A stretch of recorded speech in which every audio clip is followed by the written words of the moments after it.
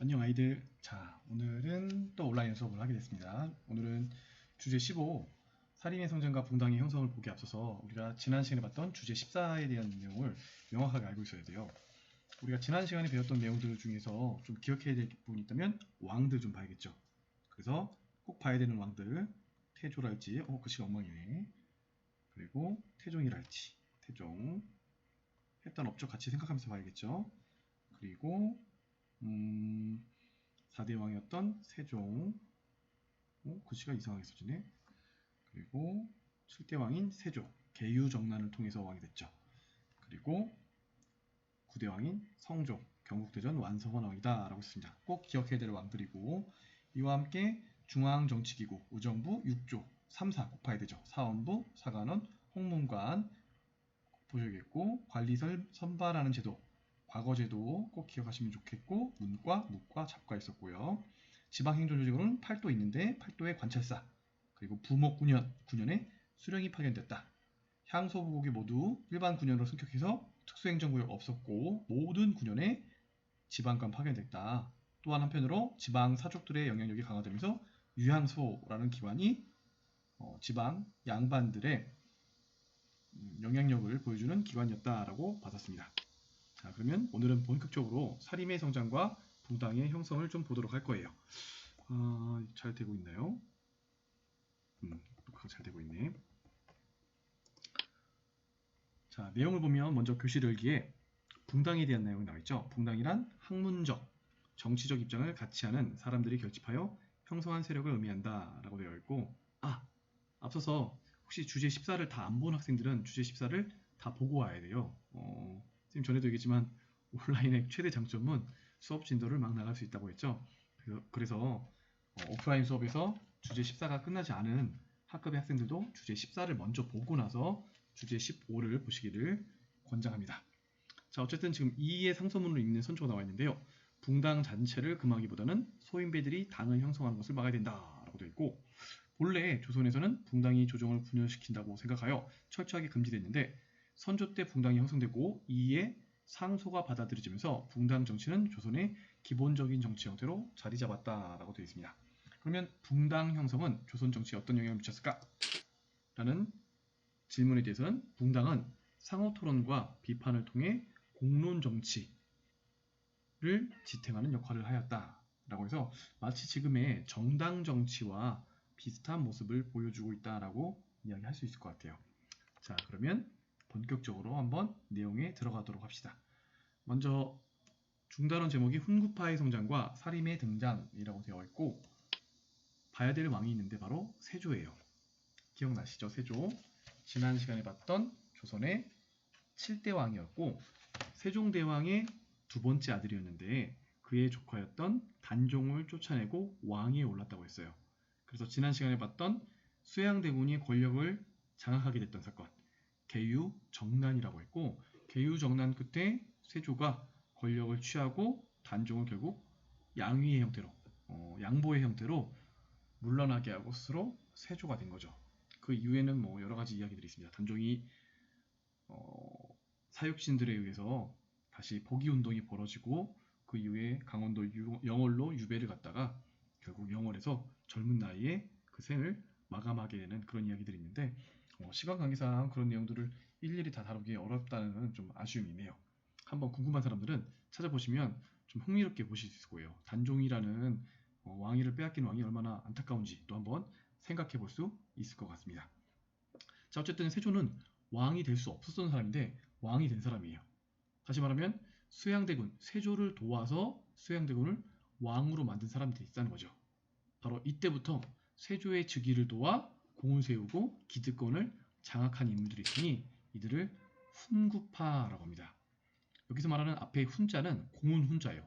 국가에 공이 있다는 뜻이고 구자는 이렇게 국가에 공이 많은 높은 신하들이 왕실과 혼인을 맺습니다. 바로 외척이라고 부르죠. 외척. 오늘 태블릿이 이상해서 글씨가 잘 안 터져서 그러니까 구가 뜻하는 것은 외척이에요. 외척. 왕비 집안이라는 뜻이죠. 자, 그래서 세조를 즉위를 도와서 공을 세우고 기득권을 장악했던 공신과 외척들을 붙여서 부르는 말입니다. 훈구파들이 형성됐고 원래 고려 말에 권문세족을 비판하면서 등장한 것이 신진사대부였잖아요.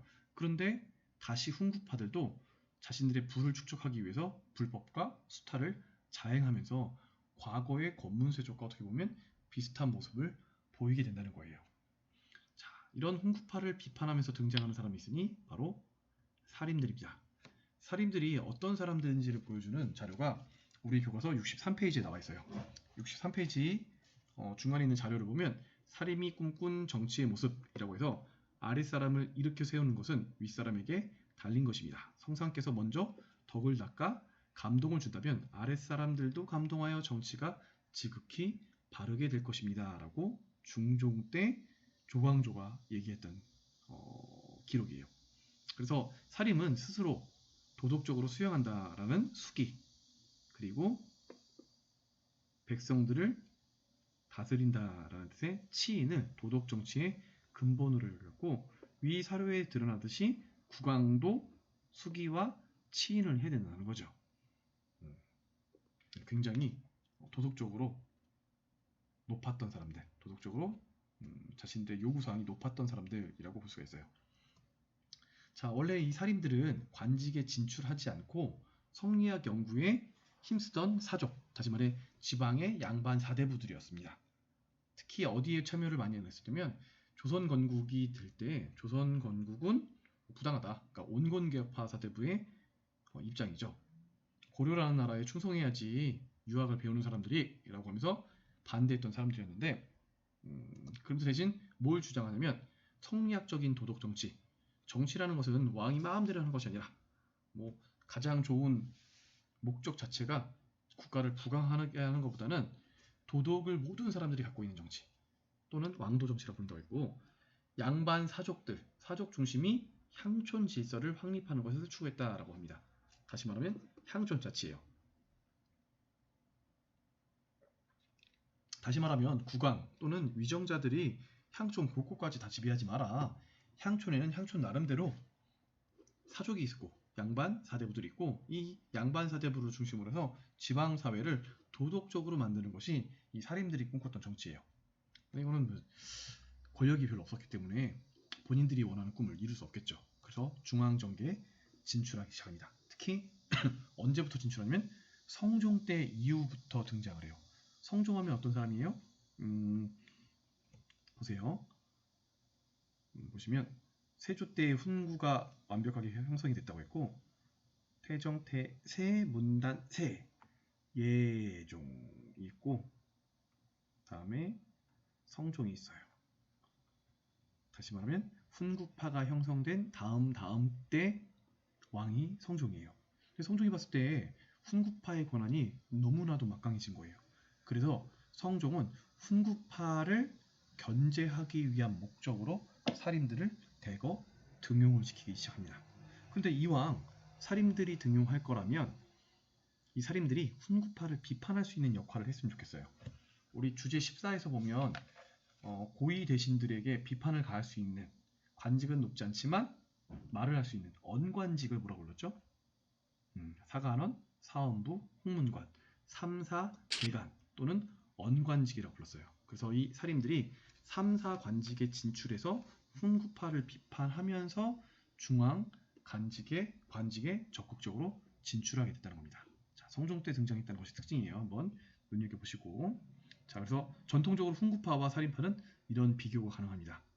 과거 연원은 어떻게 태어났나 보면 과거 고려 말에 혁명파 사대부이고 급진파 사대부들, 반면 사림들은 고려 말에 온건파 신진사대부들이고, 정치적인 성향으로 봤을 때 훈구파는 중앙 집권적 통치, 부국 강경을 추구하지만 반면에 사림들은 향촌 자치를 강조하고 도덕적인 정치를 주장했던 사람들이고, 경제적 기반을 보면 훈구파는 중앙에 기반을 두고 지방에 대농장을 소유한 사람들이면 사림들은 향촌에 기반을 둔 사람들, 중소지주들이고, 사상적으로는 유학자는 분명해요. 가장 중요한 건 성리학인데 성리학 이외에도 불교, 도교, 풍속 괜찮아 라고 관대하게 받아들이는데, 반면 살인파들은 성리학 이외에는 철저하게 배척을 합니다. 전부 다 믿어서는 안 될 것들이라고 한다는 거죠. 그리고 훈구파의 학풍을 보면 경제적으로 현실적인 학풍이라면 사림들의 학풍은 관념적이고 이기론적인 중심이다 라고 되어 있습니다. 어쨌든 훈구파와 살인파는 같은 신진사자부지만 여러 가지 면에서 차이가 있다는 거죠. 자, 이렇게 차이가 있고 사림이 훈구를 공격하면서 등장했으니까 서로 간에 여러 가지 일들이 벌어지겠죠. 그 일들을 볼 수 있는 내용이 바로 사화예요. 보통 사림들이 화를 당했다라고 해서 사화라고 부르는데 조선 전중기에 4번에 걸친 사화가 벌어지게 돼요. 무오사화, 갑자사화, 기묘사화, 그리고 마지막 을사사화까지 벌어지는데 한번 보도록 하겠습니다. 자, 이 내용을 보기 앞서서는 4대 사화가 이렇게 있는데 무오사화, 갑자사화, 기묘사화, 을사사화 꼭 외워야 되는 것들이 아니고요. 쌤이 지금 인터넷에서 떠돌아다니는 여러 가지 사화 관련된 사진 찾다가 온 건데 정리가 잘 돼 있어서 가져온 거예요. 꼭 외울 필요는 없고 가장 봐야 될 것이 있다면 아마도 쌤 생각엔 기묘사화는 좀 중요할 것 같아요. 자, 봐야 될 것은 왕을 좀 봐야 될 것 같아요. 우리 태정태세, 문단세, 예성, 성종 때 사림들이 대거 등장했다 했고 성종 다음에 예성, 연산군이에요. 아마 여러분들이 많이 들어봤을 거예요. 조선시대 가장 폐악한, 포각한, 가장 나쁜 임금으로 꼽히는 사람이죠. 정말 실록 기록을 보면 어마어마한 사람입니다. 야, 이렇게까지 라는 생각이 드는 사람인데 이 연산군 때부터 사건이 벌어지게 돼요. 훈구파와 사림의 대립이 격화됩니다. 자, 그 두 번째 사건이 무오사화와 갑자사화인데 이걸 보여주는 대표적인 영화들이 있어서 영화들 포스터를 하나씩 가져왔어요. 먼저 무오사화는 1498년에 벌어졌던 사건인데 김종직의 조의제문이 발달이 되었다라고 하는데 이 김종직이 사림입니다. 김종직이 조의제문이라는 글을 썼는데 조의제를 안타까워하는 조문하는 돌아가셔가지고 그 의제에 대해서 제사를 지내는 글이 조의제문이에요. 근데 이 조의제문을 가만히 읽다 보면 마치 누구를 비판하는 것처럼 들리냐면 바로 연산군의 할아버지 세조를 비판하는 내용처럼 들려요. 그래서 이 사건에 연루된 김종직의 제자 바로 사림들을 대거 제거했던 사건이 무오사화라는 사건이에요. 이 무오사화 이후에 연산군이 정말 삐뚤어지기 시작합니다. 정말 나쁜 짓을 많이 하는데 이때 이후로 뭘 알게 되냐면 자기 엄마가 윤씨 부인이었는데 성종의 부인 윤씨 부인이었는데 성종이 굉장히 여성 편력이 여성들을 굉장히 좋아하는 왕이었고 그 여성들을 좋아하다 보니까 당시 부인이었던 윤씨 왕비와의 여러 가지 안 좋은 일들이 있었나 봐요. 기록에는 부부싸움이 일으키는 도중에 왕비였던 윤씨 부인이 성종이 뺨을 때리는 둥둥둥둥 나오고 얼굴에 상처가 나고 이것에 대해서 문책하는 과정 중에서 윤씨 왕비가 궁궐에서 쫓겨나고 결국 사약까지 먹고 죽게 되었다 이런 내용들인데 어렸을 적 연산군은 이 사실을 모르다가 이제 알게 됐다는 거예요. 그래서 1504년 바로 패비윤씨 사건과 관련된 사람들을 대거 처벌을 하게 되니 그 사건을 갑자사화라고 부릅니다. 이 갑자사화가 굉장히 흥미롭기 때문에 많은 드라마 영화에서 모티브로 쓰고 있는데 그 대표적인 것이 바로 왕의 남자나 아니면 간신히 있는 영화예요. 요거는 왕의 남자는 여러분한테 한번 좀 보았으면 좋겠다라고 극히 추천을 하는 영화고 요거는 앞에 분이 굉장히 연산군의 정말 폐악한 정치를 보여주는 대표적인 영화이긴 한데 너무 이제 여러분 학생들이 절대 볼 수 없는 그런 영화이기 때문에 추천하지 않습니다. 앞에 있는 부분만 참 좋아요. 자, 어쨌든 무오사와 갑자사화가 연산군 때 일어났고 정말 연산군이 정말 나쁜 백성들을 괴롭히는 그런 정치를 했기 때문에 결과적으로 왕위에서 신하들에 의해서 쫓겨납니다. 신하들이 연산군을 왕에서 쫓아내는 거예요. 그 사건을 뭐라고 부르냐면 중종 반정이라고 불러요. 그러니까 반정은 바른 것으로 되돌린다라는 뜻이고 중종이 왕이 되면서 바른 것이 됐다라는 의미를 담고 있습니다. 다시 말하면 연산군을 쫓아내고 중종이 왕이 됐다는 거죠. 그래서 연산군은 신하들에 의해서 왕에서 쫓아났기 때문에 왕의 명칭, 태조, 세종 이런 명칭을 받지 못하고 왕자 때 이름인 연산군으로 남게 됐고 그의 조카였던 중종이 왕위에 오르게 되는 거죠. 자, 중종 반정으로 인해서 왕으로 즉위하긴 했는데 좋은 정치를 하고 싶었나 봐요. 훈구파를 견제하고 싶었고 그래서 당대 가장 대표적이었던 사림 조광조를 적극적으로 등용합니다. 아래편 보면 아마 역사저널 그날에서 나왔던 화면의 한 화면 같은데 조광조가 왕에게 얼마나 큰 사랑을 받았는지를 보여주는 대표적인 이력서가 나와 있어요. 조광조 1482년에 태어나 1519년 금방 돌아가셨죠. 왜냐면 유배지에서 사형당했거든요. 17세에 김갱필에게 문학을 수학했다. 김갱필이라는 대표적인 사림에게 공부를 했고 34살 때 대과에 합격을 했는데 합격하면서 사관원, 우리 3사 얘기했잖아요. 사관원, 사원부, 홍문관, 사관원 정원이라고 하는 정육품의 높지 않은 관직으로 시작을 해요. 그런데 37살, 불과 3년 만에 사원부 대사원 자리에 오릅니다. 종2품. 보통 정육품에서 종2품까지 올라가는데 십수년 내지는 수십 년이 걸리는데 조광조는 3년 만에 이렇게 올랐다가 불과 1년 만에 유배당하고 그 자리에서 죽게 된 거예요.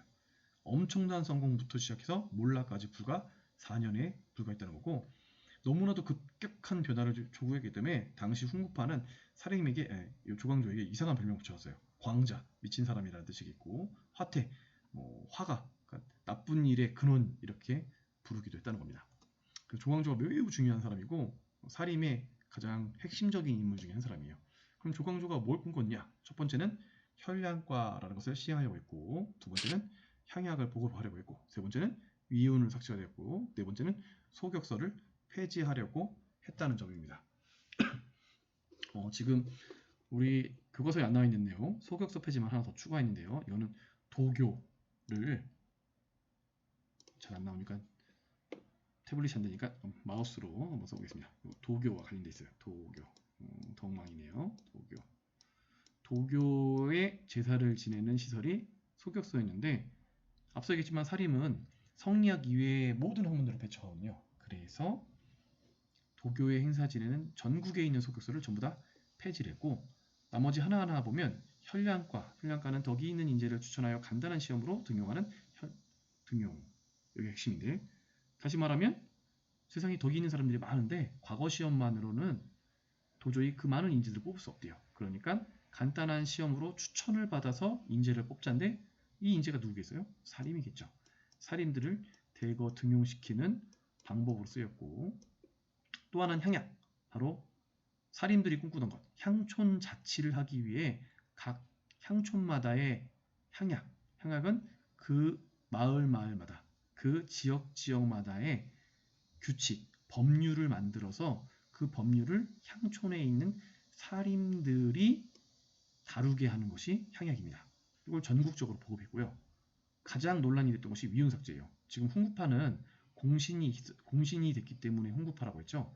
그런데 조광조의 입장에서 봤을 때 진짜 공신이 아닌데 가짜 공신들이 혜택을 누리고 있다는 거예요. 그래서 중종 반종 공신 중에 정말 공도 없으면서 혜택만 누리는 자들이 있으니 이들을 공신 명단에서 삭제하자가 위운삭제예요.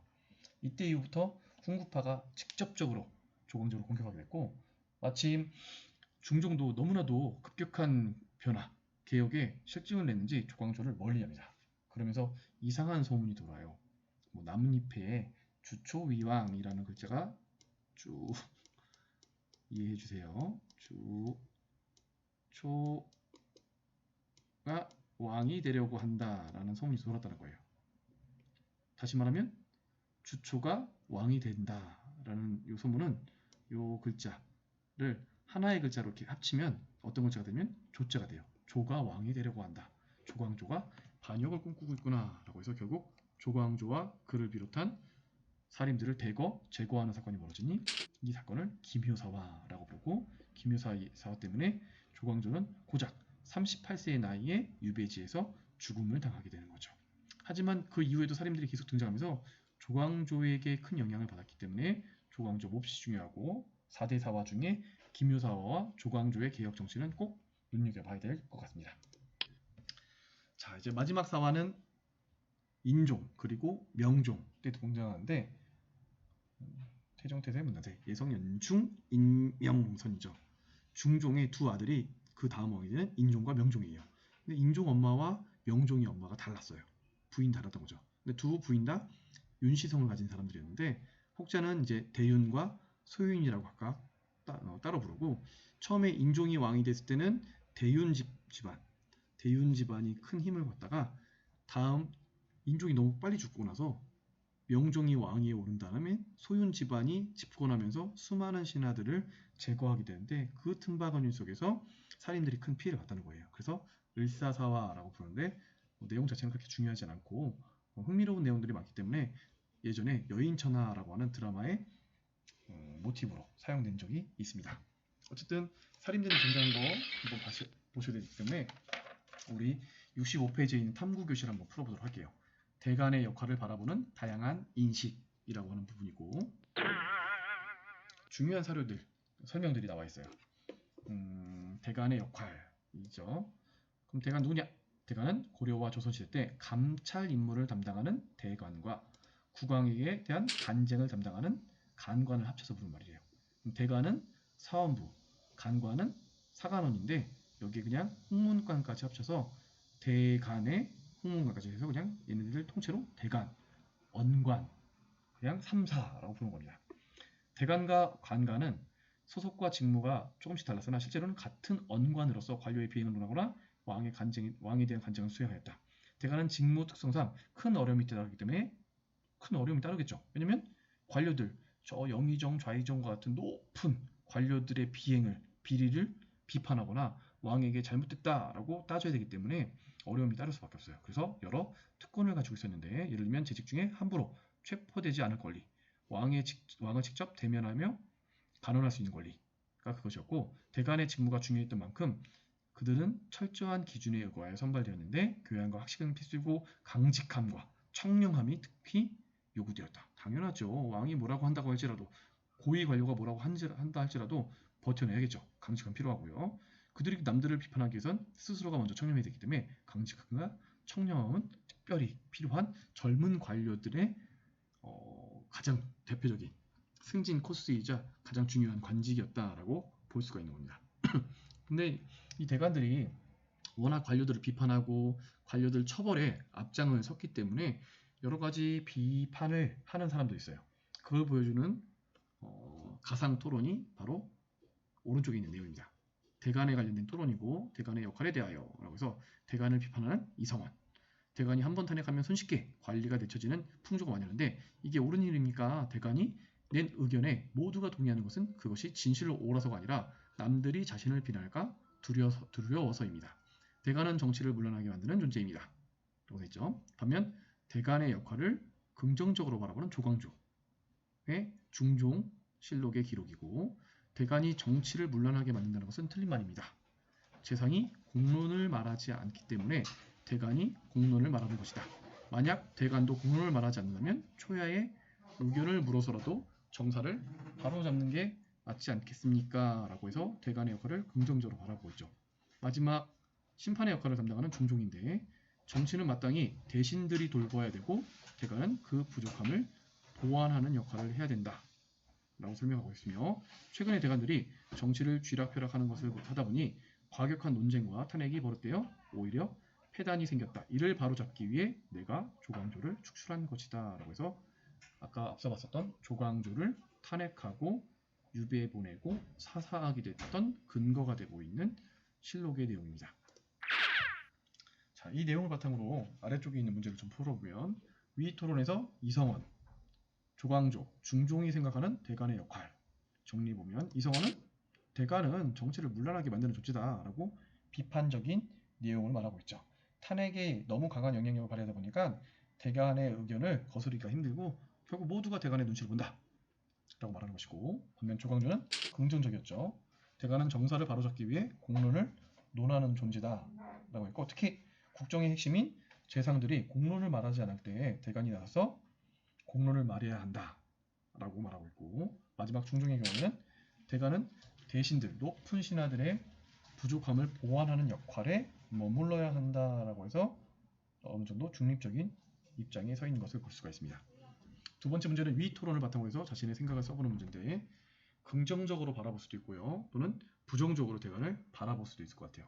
자신의 입장에 따라서 한번 문제 2번은 써보도록 하시고, 자, 마지막 중단원인 붕당의 형성으로 넘어가겠습니다. 아마 여러분들이 중학교 때 조선 정치를 보면서 가장 어려워했던 부분 중에 하나가 바로 이 붕당일 거예요. 막 갈리잖아요. 자, 붕당. 먼저 사림들이 중앙 정계를 장악합니다. 무엇을 통해서 하냐면 서원과 향약을 기반으로 해서 향촌에 대한 세력을 확대한대요. 향약은 아까 나왔듯이 지방 양반들이 얘기했던 그 지방, 그 지역에 대한 자치를 할 수 있는 법률 정도에 해당하고, 서원은 우리 교과서 64페이지에 설명이 나와 있는데 이렇게 설명이 나와 있어요. 서원은 지방 사림들이 세운 사립학교이자 선현에게 제사를 지내는 곳이다. 그러니까 두 가지 기능이 있는 거예요. 그 고을에 유명한 양반 사대부가 있는데 이분의 제사를 모시는 곳이기도 하고, 또 한편으로는 그분을 본받아 공부하자. 사립학교이기도 하다. 라고 되어 있고, 사립은 서원을 중심으로 결집하여 후진을 양성하고 국가 운영에 관한 여론을 형성했기 때문에 서원은 각기 다른 선현을 모시고 있어서 학파와 붕당을 결속하는 역할을 했다. 그래서 붕당 정치에서 가장 중요한 역할을 했던 것이 바로 이 서원이라는 것입니다. 이 서원을 중심으로 해서 각 붕당이 모인다고 볼 수 있기 때문에, 결국 앞서 봤듯이 사림들은 사화라고 하는 피해를 보는 사건이 여러 차례 있었지만 사림들의 근거지 자체가 향촌이었죠. 그리고 향촌에서는 중앙 정치에서는 피해를 봤을지언정 그들이 향촌은 권력을 장악하고 있죠. 무엇으로? 서원과 향약으로 권력을 장악하고 있었기 때문에 끊임없이 중앙 정계에 진출할 수 있었고, 결국 선조 때가 되면 그들이 훈구를 밀어내고 주도권을 장악하게 됩니다. 바로 선조 때 사림들이 중앙 정계의 주도권을 장악했다는 의미. 그러면 이제 선조 때부터는 살인들만 있는구나 라고 보셔도 무방해요. 자, 문제는 살인들이 권력을 장악한 이후에 살인들이 갈라지기 시작합니다. 맨 처음에 봤었죠. 선조가 왕으로 있는데 율곡 이이의 상소문을 읽었다고요, 선조가. 그래서 율곡 이이는 붕당을 형성하는 것 자체가 굉장히 의미 있는 일이다. 군자가 당을 이루면 오히려 더 좋은 일이다 라고 해서 붕당 형성을 지지하게 됐고, 그에 따라서 동인과 서인으로 붕당이 처음 갈리게 됩니다. 갈리게 됐던 첫 번째 이유는 외척 정치의 잔재청산을 둘러싸고 서쪽에 살고 있는 심의겸과 동쪽에 살고 있는 김효원으로 붕당이 형성되게 돼요. 이 심의겸과 김효원이라는 사람이 각각 김효원 동인, 심의겸 서인, 각각 동쪽과 서쪽에 살았기 때문에 동인과 서인으로 불리게 되는데요. 이들이 다툼을 벌이게 됐던 이유 자체가, 야, 너는 과거에부터, 그러니까 외척들이, 훈구들이 권력을 지니고 있을 때부터 살인이잖아, 기성살인. 너네는 새롭게 등장한 살인이잖아, 신진살인인데 무엇을 두고 다투냐면 이조 전랑이라는 관직을 두고 다툼을 벌이게 됩니다. 이조 전랑이 어떤 관직이 있는지는 교과서 64페이지에 있는데 한번 읽어보세요. 이조 정랑과 이조 좌랑을 함께 부르는 말인데 품계는 높지 않아요. 보통 6품, 7품 정도밖에 되지 않지만 3사, 사관원, 사원부, 홍문관의 관리를 선발하고 자신의 후임자를 천거하는 특권을 지니고 있었기 때문에 특권이 너무 좋은 거예요. 그래서 심의겸과 김효원이 다투다 보니까 동인과 서인으로 갈라졌고, 살인들이 각각 나는 서인이다, 나는 동인이다 갈라지면서 이렇게 동인과 서인으로 갈라집니다. 근데 누가 더 힘이 세냐면 처음에는 동인의 힘이 더욱더 막 강했어요. 이것도 볼까? 이렇게. 자, 그래서 동인에는 누가 서 있었냐면 바로 퇴계, 순서가 바뀌었네요. 퇴계 이황이 동인의 대표 인물이었다면 서인의 대표 인물은 율곡 이이가 대표 인물이었고, 동인의 힘이 훨씬 더 막강했는데 이때 마침 동인 쪽에서 문제 인물이 등장해요. 정여립이라는 사람인데 이 사람이 실제로 왕에게 모반을 꿈꿨는지는 확실치 않지만 정여립이 모반을 꿈꾼다라고 해서 그것을 심판했던 인물이 서인의 인물이었던, 여러분들이 문학 시간에 배우는 가사문학의 대표 인물 송강정철이라는 인물이다. 송강정철이 너무나도 과혹하게 정여립 모반 사건을 다루면서 수많은 동인들이 큰 피해를 보게 됐고, 결국 송강정철도 다음 왕세자가 되는, 보통 건저위라고 부르는데 왕세자가 누가 될 것이냐에 관련된 문제를 건들다가 그만 탄핵이 돼서 유배를 받게 돼요. 다시 동인이 집권을 하게 됩니다. 다시 권력을 집권한 동인들은 과거에 본인들에게 동인들을 심각하게 공격했던 서인에 대해서 강경하게 나갈 것이냐 온건하게 나갈 것이냐를 두고 북인과 남인으로 갈려요. 복잡하죠. 정렬이 모아서 빼고 그냥 동인은 북인과 남인으로 갈라지게 됐다. 이 정도는 일단 보시면 좋을 것 같아요. 차차 이제 복잡하게 나가는 것은 나중에 보면 됐고, 어쨌든 이렇게 동인과 서인은 상호 토론과 비판을 통해서 조선의 공론 정치, 서로 이야기하고 공공의 이득을 취하기 위해서 조선이 잘 되기 위한 정치를 하기 위한 방향이었다라고 보시면 좋을 것 같습니다. 자, 근데 이제 조금씩 복잡해지죠. 근데 문제는 국왕의 정치적 배경이나 배경에 따라서 특정 분당이 집권하는 경우가 벌어지는 거예요. 가장 대표적인 경우가 바로 임진왜란 이후에 집권하게 됐던 광해군이에요. 이 광해군이 누구와 손을 잡냐면 북인들과 손을 잡게 됩니다. 북인과. 그런데 광해군은 끝까지 왕을 하지 못하죠. 앞선 연산군 때처럼 신하들의 손에 의해서 쫓겨납니다. 그 사건을 뭐라고 그러냐면 인조로 왕이 바뀌기 때문에 인조 반정이라고 불러요. 앞서 중종 반정이 있었죠. 인조 반정이 벌어진 다음에는 북인들은 완벽하게 몰락합니다. 이제 북인들 볼 수가 없어요. 중앙정계의 북인 출신이다. 아예 등장하지를 못합니다. 대신 누가 집권하냐면 인조의 집권에 앞장섰던 인물들, 바로 서인들이 이 이후에 인조의 집권 이후에 서인들이 집권을 하게 되고 남인들이 이것을 돕는 공존의 형태가 벌어져요. 그래서 현종 초까지는 서인이 우세한 가운데, 그러니까 현종 때까지는 서인이 우세한 가운데 남인이 이것을 견제하거나 돕는 정치, 붕당 정치의 가장 모범적인 형태가 인조부터 현종 초까지 벌어지게 됩니다. 이 뒤의 내용들은 이제 조선 후기로 넘어가기 때문에 다음 시간에 임진왜란, 병자호란 본 다음에 볼 거고요. 오늘 수업은 여기까지 하겠습니다. 붕당 정치 내용 어렵지만 중간중간에 들어가 있는 사건들이거든요. 정렬이 모반 사건이랄지 아니면 광해군이 자신의 동상이었던 영창대군을 결과적으로 죽이게 됐던 사건, 이런 사건을 보면 함께 보면 참 재밌는 사건이었구나, 재밌는 좀 그렇고 흥미로운 사건이었구나라는 것을 알게 될 거예요. 오늘은 수고했고요. 다음 주에 우리가 수업 시간에 다시 만나도록 합시다. 오늘은 여기까지 할게요. 안녕.